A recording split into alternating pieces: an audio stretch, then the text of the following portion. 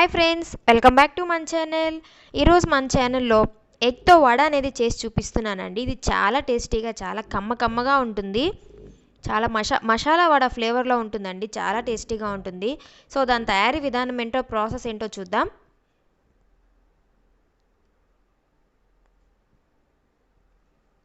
ముందుగా ఒక 2 ఎగ్స్ అనేవి తీసుకోండి. అంటే 2 కోడిగుడ్లను తీసుకొని ఉడకబెట్టుకొని పెట్టుకోవాలండి. సో నేను 2 ఎగ్స్తో చేసి చూపిస్తున్నాను. కొంచెం క్వాంటిటీ ఎక్కువ చేసుకోవాలి అనుకుంటే ఇంకొంచెం ఎక్కువ పెట్టుకోండి, సరిపోతుంది. 2 ఎగ్స్ని మనం క్యారెట్ని ఏ విధంగా అయితే తురుముకుంటామో సేమ్ అదే ప్రాసెస్లో తురుముకోవాలండి.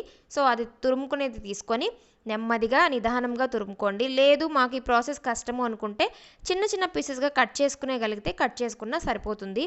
నెమ్మదిగా నిదానంగా తురుముకోండి. చూసారా, ఆ విధంగా నేను వీడియోలో చూపించిన విధంగా తురుముకొని పక్కన పెట్టుకోండి. ఇప్పుడు ఒక బౌల్ అనేది తీసుకొని మనం తురుముకొని పక్కన పెట్టుకున్న ఎగ్ని దానిలోకి షిఫ్ట్ చేసుకోండి. దానిలోకి ఒక 1/2 టీ స్పూన్ గరం మసాలా అనేది నేను వేశాను. అలాగే రుచికి తగ్గట్టు సాల్ట్ అనేది వేశానండి. మీ టేస్ట్కి తగ్గట్టు మీరు సాల్ట్ అనేది వేసుకోండి. ఇప్పుడు పచ్చిమిర్చి సన్నగా కట్ చేసుకుని పక్కన పెట్టుకున్నానండి. అలాగే కొంచెం కరివేపాకు తీసుకున్నాను. ఒక చిన్న అల్లం ముక్క చిన్నగా కట్ చేసుకున్నాను. అలాగే ఒక చిన్న సైజ్ ఆనియన్, కొంచెం క్యారెట్ తురుముకొని పక్కన పెట్టుకున్నానండి. ఇప్పుడు మనం తురుముకొని పక్కన పెట్టుకున్న పచ్చిమిర్చి, అలాగే క్యారెట్, కరివేపాకు, ఆనియన్ అన్నీ మనం దానిలోకి వేసుకొని బాగా మిక్స్ చేసుకోవాలి. మీరు ఇంకా క్యాప్సికమ్ కూడా యాడ్ చేసుకోవచ్చండి. ఇప్పుడు నేను ఒక 2 టేబుల్ స్పూన్స్ వరకు గోధుమ పిండి అనేది వేసానండి. మీరు గోధుమ పిండి ప్లేస్లో శనగపిండి కూడా వేసుకోవచ్చు. కాకపోతే శనగపిండి హెల్త్కి మంచిది కాదు అన్న వేలో నేను గోధుమ పిండి అనేది వేశాను. గోధుమ పిండి యాడ్ చేసుకుంటే హెల్త్కి కూడా చాలా మంచిది. సో వేసుకొని నెమ్మదిగా బాగా కలుపుకోండి. ఇంకా మీరు స్పైసీగా కావాలనుకుంటే ఇంకొంచెం రెడ్ చిల్లీ పౌడర్ యాడ్ చేసుకోవచ్చు. అలాగే పెప్పర్ పౌడర్ కూడా యాడ్ చేసుకోవచ్చు అండి. బాగా నెమ్మదిగా నిదానంగా బాగా కలుపుకోండి. అంటే ఆ పిండి మొత్తం ఆ ఎగ్స్కి పట్టే విధంగా నెమ్మదిగా కలుపుకోండి. మీరు కొంచెం శనగపిండి అలాగే రైస్ ఫ్లోర్ కూడా యాడ్ చేసుకోవచ్చండి. అది మీ ఇష్టం. సో నెమ్మదిగా బాగా కలుపుకోండి.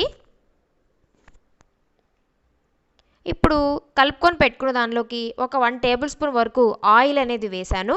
ఏ ఆయిల్ అయినా పర్వాలేదండి. ఆయిల్ ప్లేస్లో గీ కూడా యాడ్ చేసుకోవచ్చు. నేనైతే ఆయిల్ అనేది వేశాను. వేసి నెమ్మదిగా బాగా కలుపుకోండి. ఇప్పుడు ఒక ఎగ్ని, అంటే సపరేట్గా ఒక ఎగ్ని తీసుకొని దాన్ని పగలగొట్టుకొని ఒక గిన్నెలో వేసుకొని బాగా బీట్ చేసుకోవాలండి.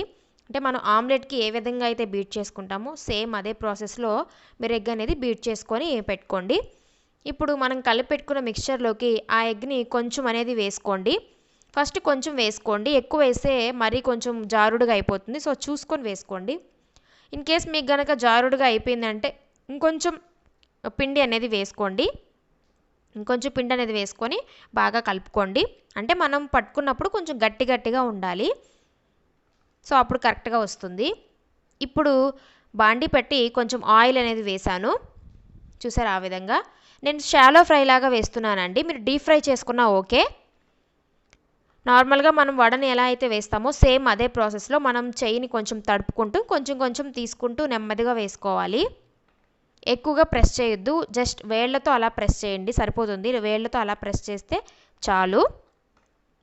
ఆయిల్ వేడెక్కాక డైరెక్ట్గా వేసుకోండి. వేసాక నెమ్మదిగా కలపండి. వెమ్మటే కదిపేశారంటే ఆ ఎగ్గు అలాగే పిండి అనేది చిదిరిపోతుంది. నెమ్మదిగా ఒక 5 మినిట్స్ ఆగి కలపండి.